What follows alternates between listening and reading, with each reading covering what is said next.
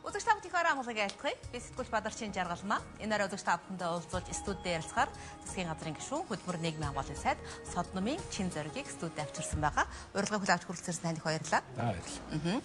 За та яг хөтмөр нийгмийн хамгааллын сайдаар ажиллаад жилийн хугацаа өнгөрсөн байна, тийм ээ. Тэгэхээр энэ хугацаанд юу ямар ажлыг амжуулваа?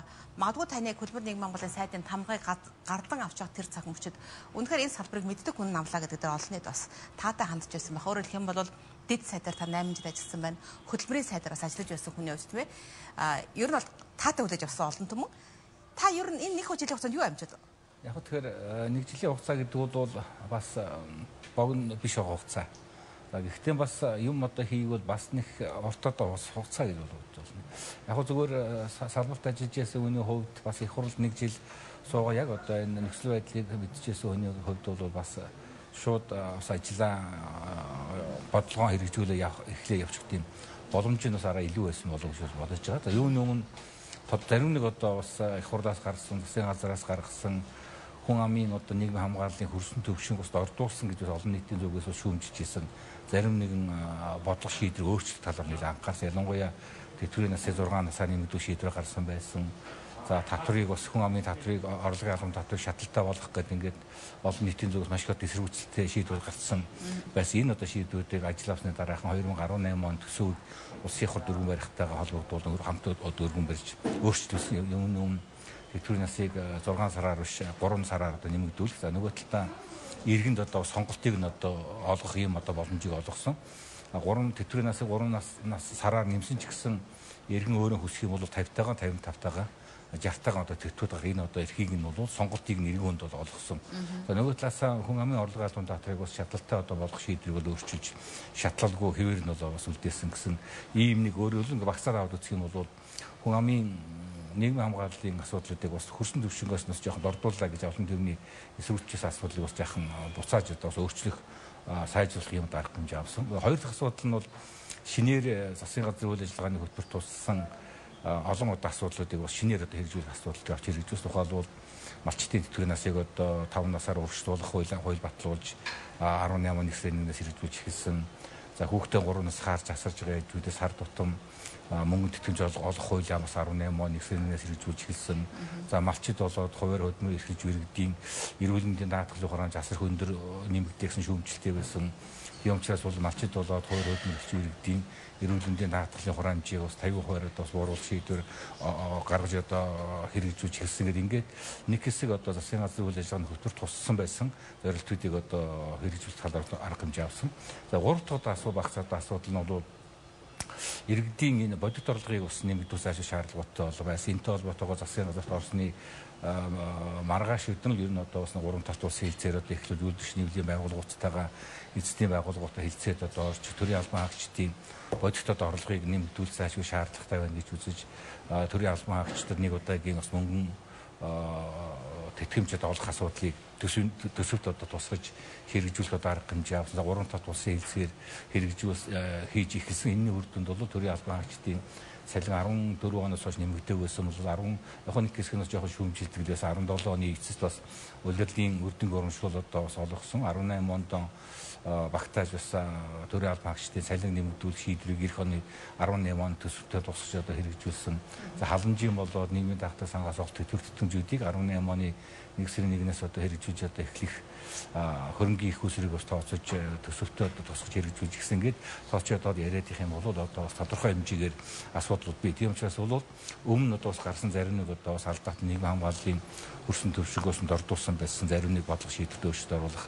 Хоёр дахь асуудал нь шинээр засгийн газрын үйл ажиллагааны хөтөлбөрт туссан байсан зорилтуудыг бас хэрэгжүүлсэн. 3 дахь нь бол яг иргэдийн худалдан авах чадрын бодит орлогыг дээшлүүлэх чиглэлээр гэдэг ингээд. За 4 дахь асуудал бол тодорхой хэмжээгээр энэ хөдөлмөрлөлтийг нэмэгдүүлэхтэй холбоотойгоор олон чухал арга хэмжээ авсан. Ялангуяа ажилгүй байгаа залуучуудыг 100% хөдөлмөрийн бюджет амжилт ажлын байртай болгож чадахгүй. Тийм учраас залуучуудын өөрт бий болгосон ур чадвар түшиглэж ур чадвартын түшиглэж одоо бас ажлын байртай болох хөтөлбөр одоо бол баталж хэрэгжүүллээ.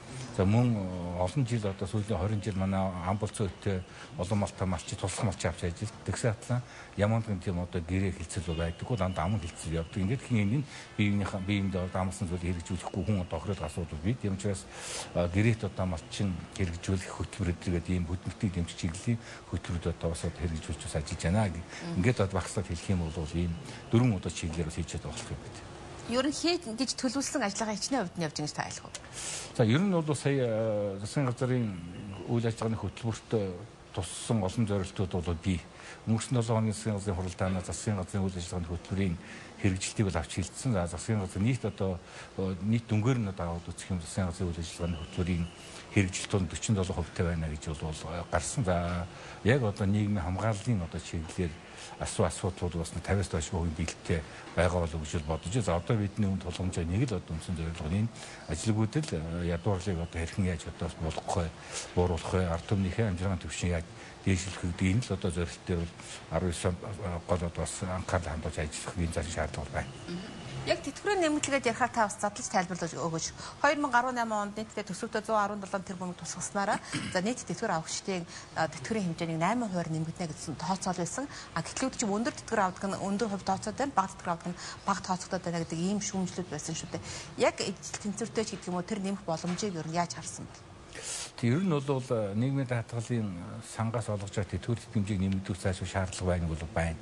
Одоо бол тэтгэврийн доод хэмжээ 280 мянган төгрөг, тэтгэврийн дундад хэмжээ 330 мянган төгрөг байна. Тийм учраас бол энэс харахад тэтгэврийн хэмжээг нэмэгдүүлэх зайлшгүй шаардлага байна. Нийт тэтгэвэр авагчдын бараг 45 орчим хувь нь бол хамгийн одоо бага тэтгэвэр одоо авч байгаа. Тийм учраас олонхын эрх хэшгийг одоо хамгаалах зайлшгүй шаардлага байна. За нөгөө талдаа ер нь тэтгэвэр авна гэдэг чинь улсад ажилласан жил авч байсан цалин төлж ирсэн шимтгээс хамааралтай. Тийм учраас бас автоматар хүн болгоны тэтгэврийг бас тэгтгэж нэмээд байх маань энэ одоо тэтгэврийнхаа энэ одоо зарчмыг бас алдагдуулдаг. Нөгөө талдаа хөтөлбөрийн үнэлэмжийг бас буулгаж байгаа гэж одоо сөрөг талтай шүүмжлэлтэй байдаг. Тийм учраас бол аль одоо талыг нь одоо бодолцсон, балансалсан шийдвэр гаргах хэрэгтэй. Өнгөрсөн жил бол яг нэгдээ 117 тэрбум төгрөг багтааж тэр төв нэмэгдүүлсэн. Гэхдээ ижил хоёр нэмэгдүүлэх яг таны хэлдэг нөгөө бага тэтгэвртэй бага нэмэгдээд их одоо өндөр тэтгэвртэй нь бол өндөр тэтгэвртэй илүү нэмэгддэг учраас бол хүн болгоны тэтгэврийг ижил мөнгөн дүгээр нэмэгдүүлсэн. Тэгэхээр бол хоёулгүй. Тэгэхээр тэгээд яг хувьчлаад ижил бол 27 мянган төгрөг нэмэгдүүлж байгаа. Гэхдээ яг хувьлаад үзэх нь бага тэтгэвртэй араа илүү нэмэгдээд өндөр тэтгэвртэй нь бол араа бага хуваар нэмэгдсэн юм л харагдаж байгаа.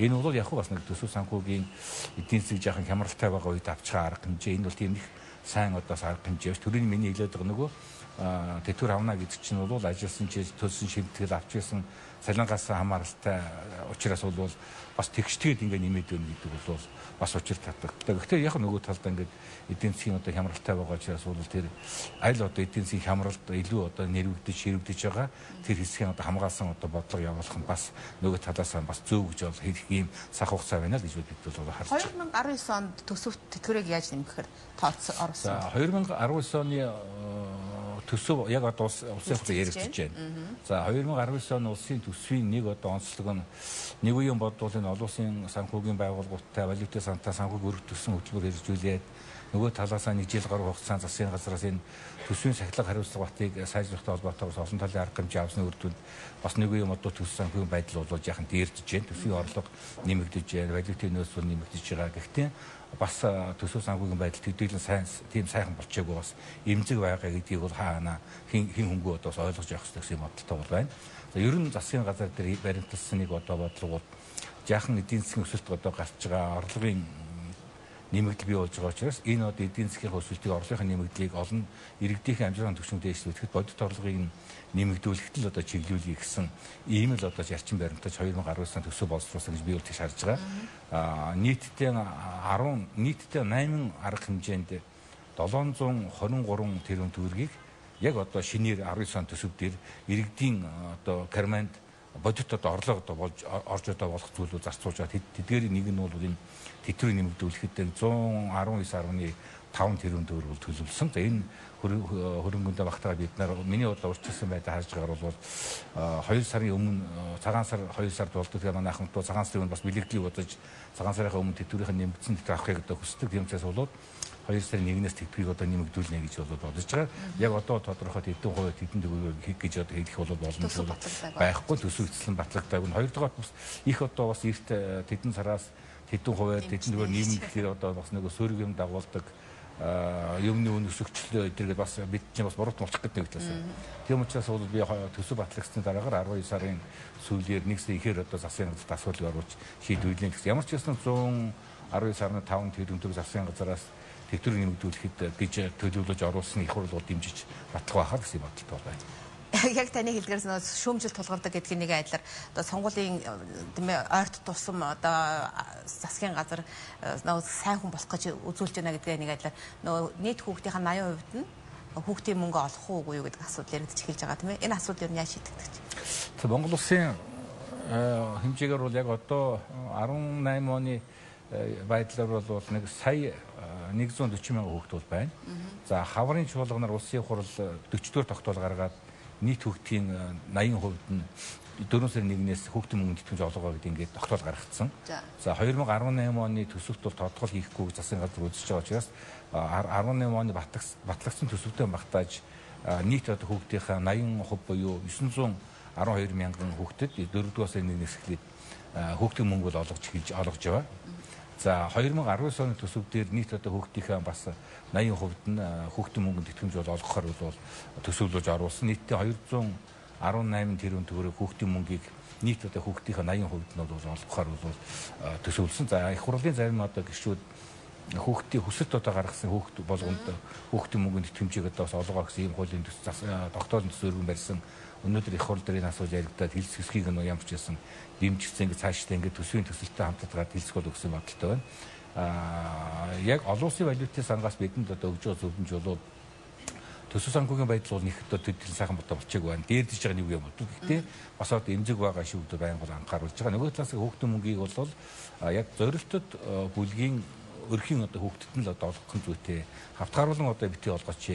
Эн чинь одоо бас тодорхой хэмжээгээр эдийн засгтаа төсөвтэй бас хөрөг одоо үр дүнтэй болоод ирсэн ийм зөвлөмжөд өгж байгаа. Ингээд өнгөрсөн хавар валютын сантаа хэлсээр хийж байгаа нэг 80% болоод хүүхдийн мөнгө олгохоор хилцэл одоо зөвшөөр ойлголцоод өгч бол олгож цаашдаа бид засгийн газрын үйл ажиллагааны хөтөлбөрт хүүхд болгонд хүүхдийн мөнгө олгоно гэсэн учраас үргэлжлүүлээд хүүхдийн мөнгийг бас хүүхд бүхэндээ олгох чиглэлээр засгийн газар бүхэл одоо талынхаа санаачлаг гаргаж ажиллаж байгаа. Улсын валютын сантаач хэлцээр бол одоо ч үргэлжлэж байгаа.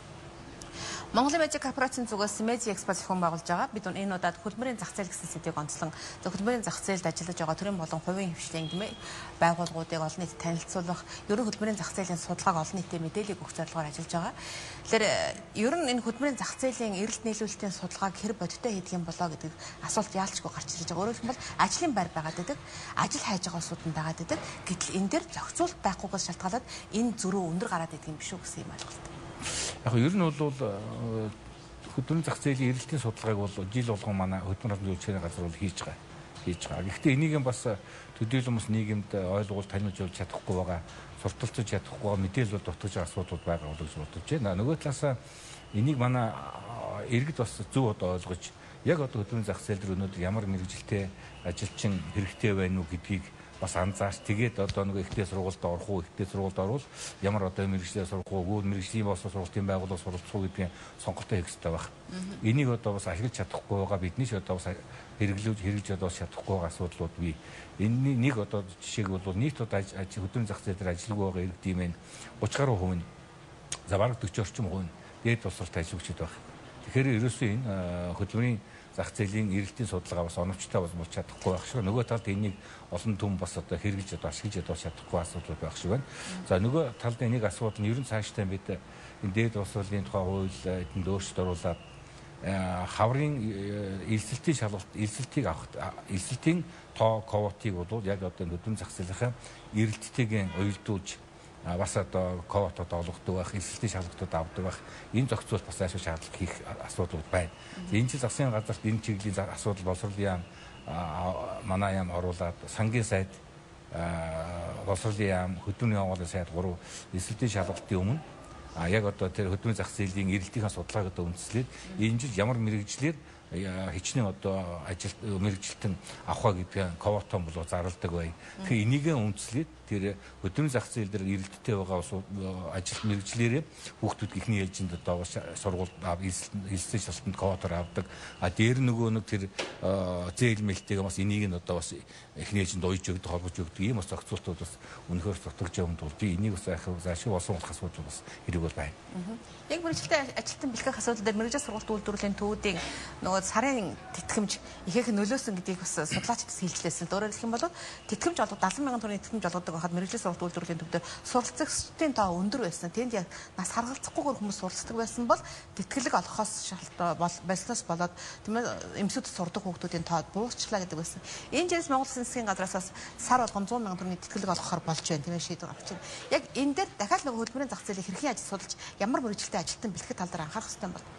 Тэгэхээр бол 2019 оны улсын төсөлд бол бид мэрэгжилтэй ажилтан бэлтгэх асуудал дээр иргэжил засагаас онцгой анхаарлаа хандуулна. Бид ер нь бол төсөв санхүүгийн байдлын үеийн модод яхан дээрдэж байна. Төсвийн орлого бол сүүлийн 2 жил дараалал нь 5 давж өдөө биелж байна. Инжлэгч давж биелэхээр байна.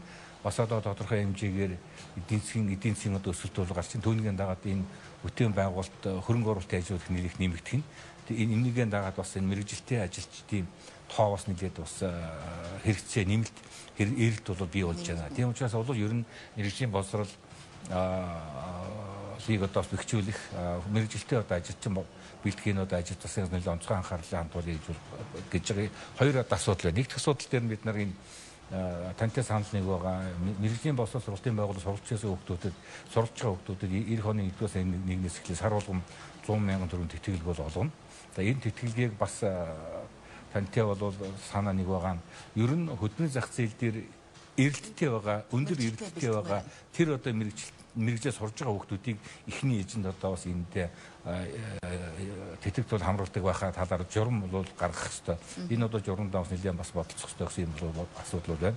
Хоёр дахь асуудал нь ер нь цаашдын мэрэгжилтэй ажилтнууд бэлтгэхэд бол бид энэ тэтгэлгийг бас бий болгож байгаа асуудал нь мэрэгжилтэй ажилтан бэлтгэхэд тэр залуучуудын сурах сонирхлыг бол төрүүлж байна. Нөгөө талаас нь ихтэй сургууль сурч байгаа оюутнууд ч засгийн газруу засгаас бол дэмжиж дэмжлэг үзүүлж байгаа шүү дээ. Хүүгүү зээл олгож байгаа. Тийм учраас бол мэрэгжлийн боловсрол сургалтын байгууллага сурч байгаа хүүхдүүд ч гэсэн бас нөгөө талаас зайлшгүй засгаас бас ижил тэгш одоо хандаж дэмжлэг үзүүлэх ёстой. Энэ үүднээс юм бол энэ тэтгэлэг бол бий болгож байгаа. Дараагийн асуудал нь бол ер нь мэрэгжилтэй ажилтны бэлтгэхэд энэ орчин үеийн хөдөлмөрийн зах зээл дээр эрэлттэй байгаа өндөр ур чадвартай мэрэгжилтэн бэлтгэхэд яг тэнд нь нийцсэн мэрэгжилтэй ажилтан бэлтгэх шаардлагатай байгаа. Тэр дадлагын тоног төхөөрөмж материалын баасгад чухал байна. Нэг хэлэхдээ бид 90 оноос хойш энэ тогтолцоог задлчаад одоогоор тэр материалын орчинд бол сайжруулж чадаагүй. Тийм учраас эх жил бид нэг 5.5 сая доллар багтааж бүх одоо энэ мэрэгжлийн боловсрол сургалтын байгууллагуудын материалын баазыг яг өнөөдрийн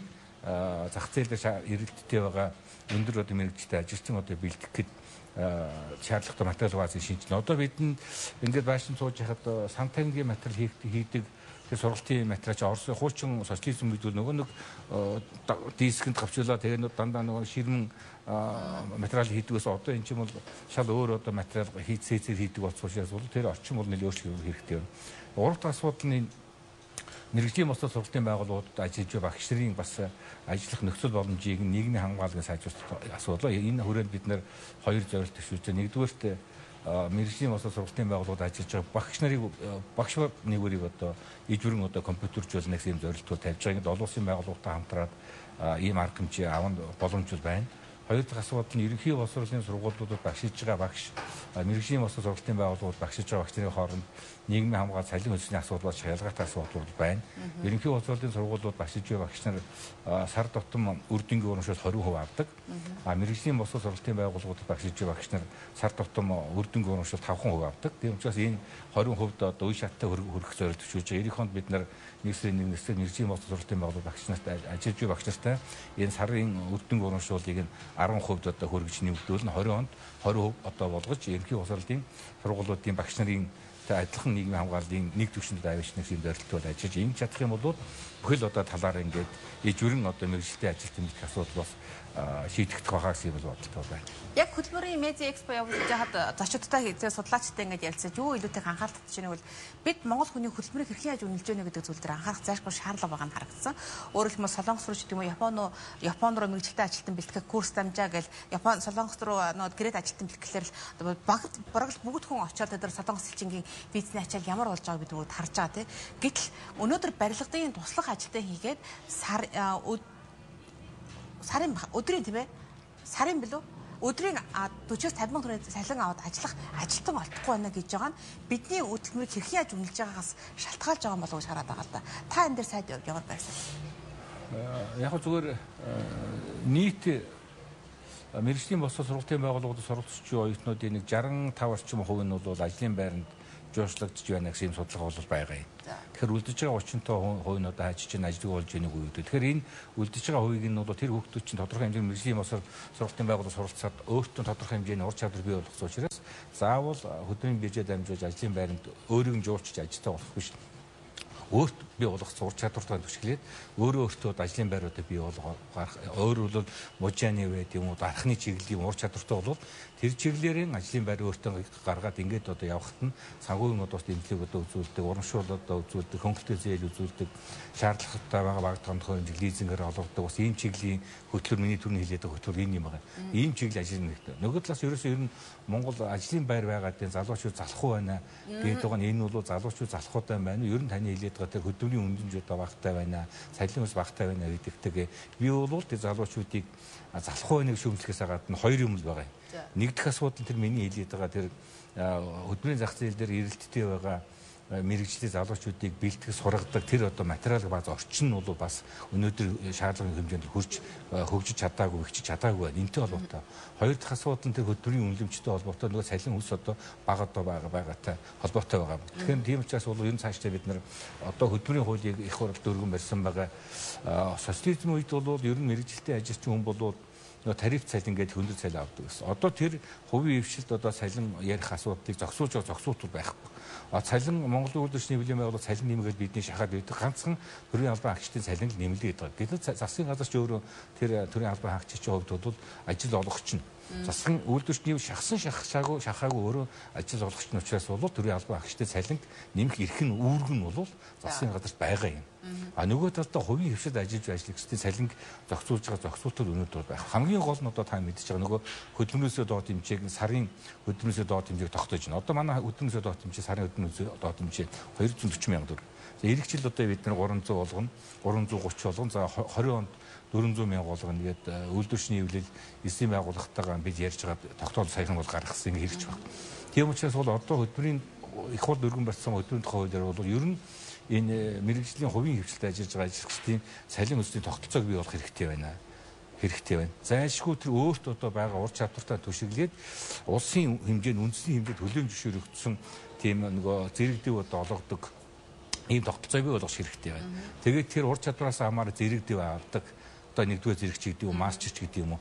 Тэгээд тэр ур чадвараас хамаарч авсан зэрэгдэвээс хамаарат одоо ялгамжтай одоо цалин одоо авдаг бах энэ тогтцоог нь хийчихгүй бол ганцхан хөдөлмөрөөсөө доод хэмжээгээр хувийн хвшлийнхны одоо ажлын цалин өсний зохицуултыг бол шийдэж чадахгүй байгаа. Тэгэхээр энэ бол бас энэ яг энэ төрийн зайлшгүй шаардлагатай зохицуулт холбоотой асуудал. Энийг бид нар энэ их хурд өргөмөр цог хөдөлмөрийн тухай хуулинд бол оруулж өгсөн байна. Ингээд их хурд өдрийн хуулийн шийдснээр л баталчих юм бол бас энэ хувийн хвшил ажиллаж ажигчдын цалин хөлсний асуудал бидний яриад байгаа нөгөө хөдөлмөрийн үнэлэмжтэй холбоотой нэлээд хүмүүс өөрсдөө орох байхаа гэж бас найдаж байна. Залуучуудын хөгжлийн дэмжих тухай хууль хэрэгжиж эхэлсэн байгаа тийм ээ. Яг энэ хуулийн заагдсан бүс нутагт залуучуудын хөгжлийг дэмжих төвүүд нь үйл ажиллагаа явуулж ирсэн болов тэд нар юу хүлээж ирсэн байг бол төсөөл хүлээж ирсэн шүү дээ тийм ээ. Тэдний төсөвд гарсан болов.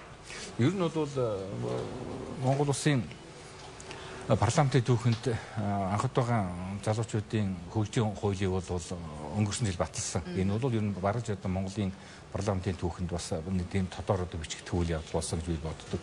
Ер нь залуучууд монголчууд чинь нийт одоо Монгол хүн амын 65% нь ер нь 35 насны залуучууд тэрүүгээр бид нар ер нь их бахархдаг Монгол залуучууд орно гэж үү. Тэр утгаар энэ залуучуудын хөгжийг дэмжих хууль бол маш одоо бас чухал хууль гарсан гэж бодож байгаа. Нийт улсын хэмжээгээр бол 60 гаруй залуучуудын хөгжлийн одоо төв болгож иж байгаа гэсэн судалгаанд бол манай яамны эх оны төсөв дээр нэг засгийн газрын үйл ажиллагааны хөтөлбөрийг одоо хэрэгжүүлэхэд зарцуул сангуулчлалгээд нэг тэрбум гаруй төгрөг тусгах зүйн өрөөндөө одоо бид нар залуучуудын хөгжийг дэмжих төвүүдийг нь одоо бий болгох залуучууд бас одоо тэндээс хэрэгцээтэй мэдээлэл олж авдаг байх, шилжих цагаан хүргэх байх ийм одоо төвүүдийг бас өргөжүүлэхэд бол зарцуулсан. За хоёр дахь асуудал нь залуучуудын хүссэн үйл гэдэг нь ерөөсөө энэ ажлын байртай орлоготой болох асуудал. Ийм учраас бол эх жил хөдөлмөрлөлтийг дэмжих сан дээр засгийн газар ер нь бараг анх удаага гэж хэлж болно. Хөдөлмөрлөлтийг дэмжих сангийн чинь өмнө яадаг вэ гэхэл нөгөө муу хилэгдээд байгаа сайн муу хилэгдээд гаднаас авч ажиллах хүчний ажлын байрны төлөөлөл хөдөлмөрлөлт дэмжих сангааны төвлөрөлд бүрдүүлж явсан шүү дээ. За харин 19 оны төсөвдөө засгийн газар нэлээд ярьж иж үгхэл болж иж улсын төсвөөс хөдөлмөрлөлтийг дэмжих санд 20 тэрбум төгрөг улсын төсвөөс хөдөлмөрлөлтийг дэмжих сангийн сангуучд болгож одоо суулгаж өгч байгаа. Энэ одоо мөнгөөрийн бидний залуучуудыг ажлын байртай болох орлоготой болох ялангуяа залуучуудад миний хэлээд байгаа өөрт нь одоо тэр ажилгүй гэдэг ядуу гэдэг орлогогүй гэдэг залуучууд ямар хэрэгцээ өмнө шаардлага байна. Тэрэнд нь одоо ямар ур чадвар тэрэнд нь түшгэлсэн ажлын байртай одоо би бол тэр одоо гарааны бизнесийг дэмжих итгэлийн зээл одоо олох гэдгийг ийм одоо шин төрлийн үйлчлэгэнд бий болгохоор төлөвлөж байна. Тав шидний зүйлийг асууад байгаа тий. Яг ажлын хөдөлмөрийн зах зээл дээр ажил хайж байгаа иргэдийн 20-с 25% нь 35-аас дээш насныхан байгаа. Гэтэл залуучууд гэдэг утгаараа залуучууд гэдэг тэр насцаагаад одоо 20-с 35 гэдэг нь нас заачдаг. Гэтэл 35-аас дээш насныханд ажил олдохгүй байна. Энэ дээр та яах вэ? Тэг ер нь бол ялангуяа 35 гэхээс ил ер нь бол 45-аас дээш насныхны донд бол маш их одоо баян яригддаг асуудал. Тийм учраас бол миний яриад байгаа тэр нэг ур чадвар түшигсэн ажлын байр гэж яриад шүү дээ. Ур чадвар түшигсэн ажлын байр хүний хүрээнд тэр иргэдэд бол дэмжлэг үзүүлж болно. За нөгөө талаасаа мэрэгчлээ ажилтны бэлтгэх асуудал зөвхөн энэ өдрийн одоо сургалтаар биш. Мэрэгжлийн босоо сургалтын байгууллагууд түшигсэн богино хугацааны ур чадвар одоо эзэмшүүлэх ажлын байранд сургалтуудыг маш одоо их өргөн дэмжиж өгмөр байгаа. Тэгж чадах юм бол одоо бидний яриад байгаа 35-аас дээш 45-аас дээш насныусуудыг богино одоо хугацааны ур чадвар эзэмшүүлэх сургалтанд хамруулаад тэгээд богино хугацаанд хөдөлгөөний зах зээлд одоо нийлүүлэх ийм одоо боломжийг бий болох хэрэгтэй. Тэгэхгүй бол одоо манай нисүүч бол үндсэндээ л зөвхөн ингээд нөгөө 2 жилийн 2.5 жилийн өдрийн одоо сургалтанд гол одоо анхаарлаа хандуулж ядах. Тийм учраас бол манай одоо бидний баримтчны бодлого өөрсдөө бол тэр өдрийн сургалтаа явах. Гэхдээ тэрний хажуугаар тэр насан туршидтын зориулсан богино хугацааны төр сургалтуудыг маш одоо эрчимтэй явуулах заашгүй шаардлага бол байна. Ингэж одоо чадах юм бол тэр насан туршидтын 35-аас дээш нас 45-аас дээш насны иргэдийн ажлын байрыг нэмэгдүүлэх бол нэлээд боломж байна гэж бодож байна. Гэхдээ эмсүүдд чинь насаадаг үлээ. Мэргэжил сургуулиуд нэмэгдэж байна. Мэмсүүч одоо нөгөө 9 дугаар анги төгссөн хүүхдүүд л ийш орж байгаа шээ. Тийм учраас бол насан туршидтын тэр эмсүүдүүд дээр насан туршидтын тэр төр сургалтууд богино хугацааны сургалтуудыг маш одоо эрчимтэй явуулах шаардлага байна. За баярлалаа. Ажлаа аваад жилийн хугацаа өнгөрсөн хөтөлбөр нийгмийн хамгааллын сайд Содномын чин зөргийг би өнөөдөр студид авчирч ярилцлаа. Монголын медиа корпорацийн зүгээс медиа экспо зохион байгуулж байгаа хөтөлбөрийн зах зээл гэсэн сэдвээр. Тэгэхээр үнэхээр энэ сэдвийн хүрээнд сайдаас асуух асуултуудаа би бол асуулаа гэж бодож байна. Үнэхээр хөтөлбөрийн зах зээлийн эрэлт дэглэлд шаардлагатай эрэлттэй байгаа мэрэгчлэлтэй бидний судлах заашгүй шаардлага байгаа юм байна гэдэг ойлголт биднээс та бүхэнд хүрсэн байх гэж бодож байна. Анхаарч үзэгч та бүхэндээ баярлалаа. Танд их баярлалаа.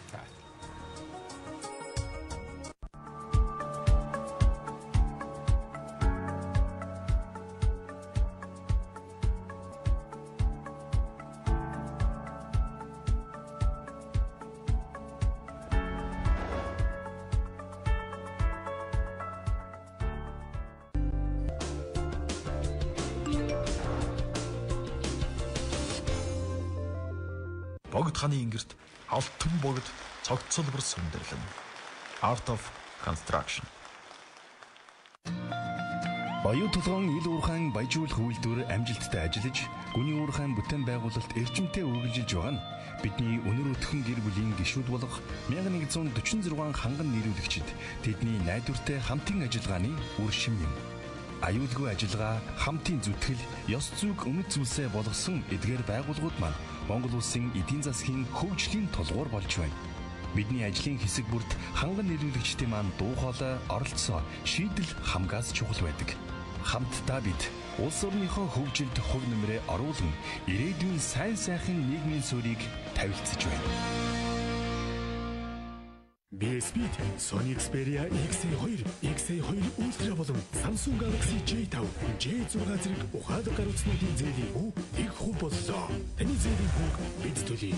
Зөвхөн BSB. Орчин үед 3 хүндмийн нэг нь хашил өвчнөд нэрвэгдсэн байна. Ийм бид фосфат агуулгаагүй хашил төрүүлдэггүй арсны эмчнэрийн итгэлийг хүлээсэн Bimax угаалгын нүдийг хэрэглэж байхыг зөвлөж байна. Утааны эсрэг хүн бүрийг үнэртэй өсчүүлэх аяны хүрээнд 12 дугаар сарын 31-ний дуустал 80 хоног, 80 эцтэн, 80 үнэртэн.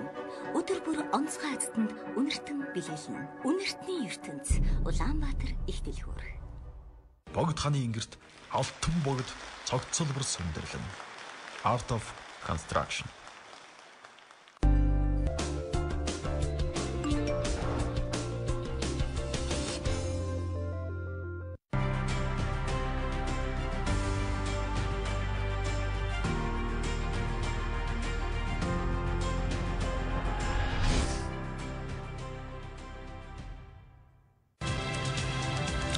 Эрхэм үзэгч та бүхэндээ өдрийн мэнд хүргэе. Энэ 7 хоногт олон улсад болж өрнөсөн гол үйл явдлыг танилцуулдаг та хөтөлбөр маань эхэлж байна. За хөтөлбөрийн эхэнд мэдээний товч агуулгыг танилцуулъя.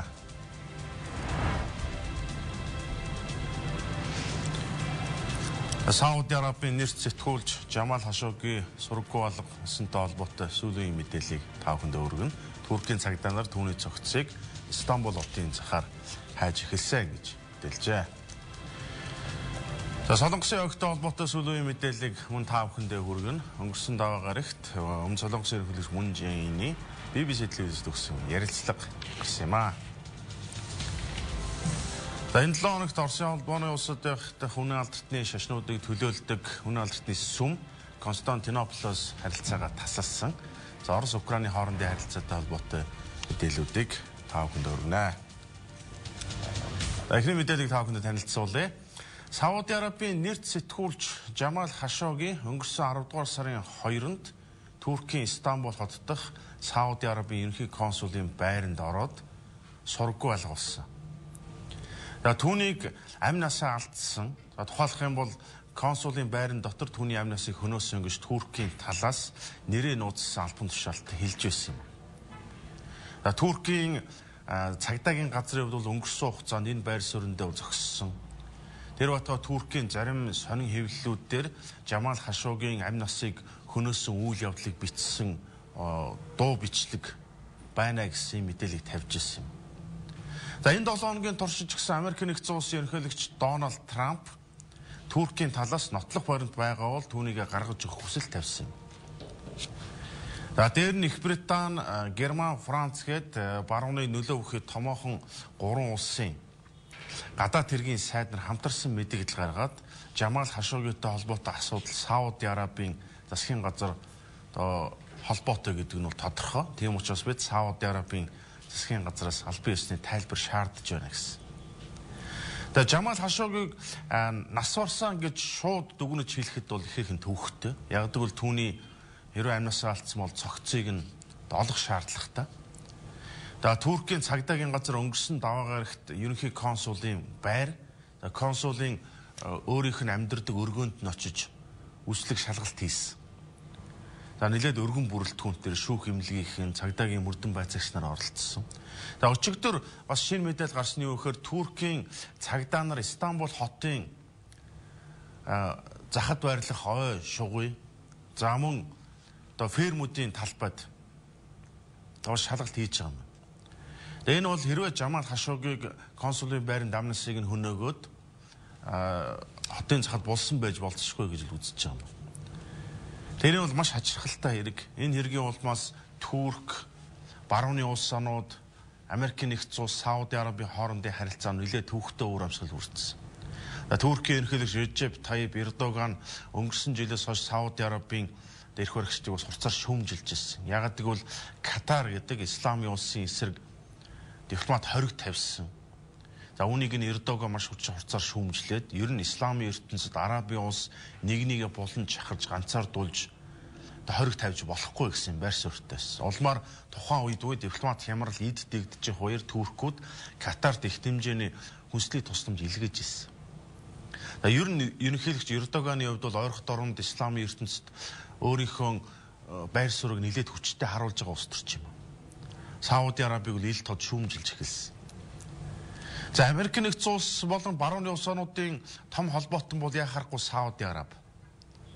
Сауди Араб батлан хамгаалах салбарын хувьд Америк нэгдсэн улсын хамгийн том холбоотон. Америк цэргүүд энд байрладаг. За өмнөх засгийн газрын үед байгуулсан зэвсэг худалдах гэрээний дагуу 300 тэрбум орчим долларын зэвсгийн найманы асуудал мөн яригдаж байна. Тэгэхээр барууны улсуудын хувьд бол холбоотноо шүүмжлэхэд бол нэртэй сэтгүүлч. Тэр тусмаа хэвлэлүүдийн онцлж байгаагаар бол Мохаммед бин Салман гэж угсаа залгамжлагч хунтайчийн бодлого үйл ажиллагаа хурцаар шүүмжилдэг байсан сэтгүүлч энэхүү амнасаа алдсан уварыг тодорхой болж байна гэж. За ерөнхийлөгч Дональд Трампын хувьд бол анх Жамал Хашогги сургаггүй болгон асуудлаар үнэхээр энэ бол их төвөгтэй хэрэг юм. Би яг л дэлхийн хэвлэлүүдээр юу гэж мэдээлж байгаагаар иймэрхүү мэдээлэлтэй байна гэж хэлж ирсэн. За энэ 7 хоногт бол ерөнхийдөө Жамал Хашогги амнасаа алдсан гэдэг хүлээн зөвшөөрсөн. Өчигдөр сэтгүүлчдийн ярилцлага өгөхдөө Жамал Хашогги амнасаа алдсан нь бол бараг тодорхой болж байна. Би үүнд маш их харамсаж байна. Одоо бид Сауди Арабиас бол нотлох баримт шаардах ёстой гэж. За Америк нэгдсэн улсын төрийн нарийн бичгийн дарга Майк Помпео Сауди Арабид альчилсан. За энэ айлчлал бол мэдээж Сауди Араб Америк нэгдсэн улс том холбоотон эх 7 хоногт буюу 10 сарын 25-нд Сауди Арабид хөрөнгө оруулалтын том чуулган болно. Дэлхийн том санхүүгийн байгууллагууд, томоохон корпорациуд, гадаадын төр засгийн тэргүүнүүд оролцсон. Тэгээ энэ чуулганаас өмнө Майк Помпео Сауди Арабид ирсэн, эзэн хаан Салмантай уулзсан, Мохаммед бин Салмантай мөн уулзсан. За энэ айлчлалын дараа Майк Помпео ирээд Дональд Трампд бол тодорхой мэдээлэлүүд өгнө гэж Трамп өөрөө хэлчихсэн. Гэхдээ Америк нэгдсэн улсын засгийн газрын энэ асуудалд үзүүлж байгаа хариу үйлдэл нь бол ихээхэн тодорхойгүй байна гэж Америкийн зарим таймчид том хэвлэлүүд шүүмжилсэн байна. Тэр байтугай улс төр судлаач Ян Бремер гэж хүн Америкийн гадаад бодлогын асуудлаар, дотоод улс төрийн асуудлаар нэлээд хурд ширүү нийтлэгчдэг. Энэ хүн Твиттер хуудсан дээр бичгтээ Майк Помпеогийн Сауди Араб дахь айлчлал уг нь бол тэнд очиод ярилцах хилцэх зүйл нэлээд ноцтой асуудал. Жамал Хашогги гээд нэртэй сэтгүүлч 50 хүний амь насыг хөнөөсөн байж болцшгүй. Одоо уулз сургаггүй байгаа. Энэ хүний тухай асуудал хилцэх ёстой байсан. Гэтэл Майк Помпео, Мохаммед бин Салманаар хоёр сандал дээр зэрэгцэж суугаад инээлдэж байгаа ийм зураг харсан. Энэ үнэхээр сэтгүүлчийн амнаас нь санаа зовсон дөрхүү эсвэл хоёр улсын хоорондын зэвсгийн 8 эдийн засгийн хамтын ажиллагааны талаар ярилцсан гэж. За зэр зэвсгийн хамтын ажиллагаа бол зөвхөн нэг асуудал. Түүнээс гадна Сауди Араб бол Америк нэгдсэн улсын засгийн газрын бонд буюу өрийн бичгийг эзэмшдэг. Бараг 300-400 сая орчим доллартай бол 300-400 тэрбум орчим долларт тэнцэнэ. Тэгэхээр Жамал Хашогги хэрвээ амь насаа алдсан бол түүний зохицыг эрен хаах ажиллагааг л хамгийн гол анхаарлаа хандуулах ёстой гэж Туркийн талд үзэж байна. 10 дугаар сарын 2-нд буюу Жамал Хашоггиг сургаггүй алга болсон өдөр Сауди Арабиас 2 нисэх онгоцоор 15 хүний бүрэлдэхүүнтэй баг ирсэн. За тус багт цэргийн тагнуулын албаны офицерууд, шүүх эмнэлгийн шинжээч нар гэх мэт эдгээр хүмүүс үл ирсэн гэж. За Туркийн эмнэлүүд гарч байгаа дуу хураагуурт бичигдсэн зүйл нь юу гэхээр яг Жамал Хашоггийн амь насыг хөнөөсний дараах болсон үйл явдал, ялангуяа түүний шарил цогцсыг нь хөрөөдөж авч явсан байж магадгүй гэж нэлээд ийм ноцтой зүйлийг үл бичсэн байна. Гэхдээ Туркийн талаас бол албаны хүмүүс нэрээ нууцлаад мэдээлүүд өгöd байгаа. Америк нэгдсэн улсын засгийн газраас бол энэ дуу бичлэг, дүрс бичлэг байгуул түүнийг манай талд өгөөч гэсэн хүсэлтэл тавьсан байна. За эх 7 хоног Сауди Арабид хөрөнгө оруулалтын том чуулга уулзалт болно. За энэ чуулга уулзалтанд одоогийн байдлаар томоохон корпорацийн захирлууд, Америк нэгдсэн улс болон Их Британийн сангийн сайд нар, худалдаа эрхэлсэн сайд нар оролцохгүй гэдгээ мэдэгдээд байгаамаа. Дараагийн мэдээллийг танилцуулъя. За өмнө Солонгосын ерөнхийлөгч Мун Жэин Европын улсуудаар цуврал айлчлал хийж байна. Өчигдөр Ромын Пап Францистай уулзсан. За Ромын Пап Францистай уулзаад Умар Солонгосын өдөртөгч Ким Жон Уны Умар Солонгост айлчлахыг өрсөн урилгыг дамжуулсан байна. Тэгэхээр энэ бол сонирхолтой. 2000-ад оны үед бол Умар Солонгосоос мөн тухайн үед Ромын Пап байсан 2-р Йон Паулыг тухайн улсад бол айлчлахыг урьж исэн байна. За тэр үед бол Йон Паул урилгад нь татгалцсан хариулт өгсөн. 2018 онд бол Умар Солонгосын дипломат ажиллагаа бол үнэхээр ирчивдсэн. 2017 онд тэр хурцдуул үетэй харьцуулах юм бол Умар Солонгосын дүр төрх байр суурь маш их өөрчлөгдсөн. За үүнийг ч гэсэн олон улсын нийгэмд хүлээн зөвшөөрч байна. Умар Солонгос руу бол ингэ итгэл найдварын нүдээр харж ийн гэж хэлж болно. Тэгээ Ким Жон Ромын Поп Францисыг өрөх шалтгаан бол яг харахгүй дипломат бодлоготой холбоотой гэж тайлбарлаж байна. За үндсэндээ Умар Солонгост бол католик шашинт маш цөөхөн.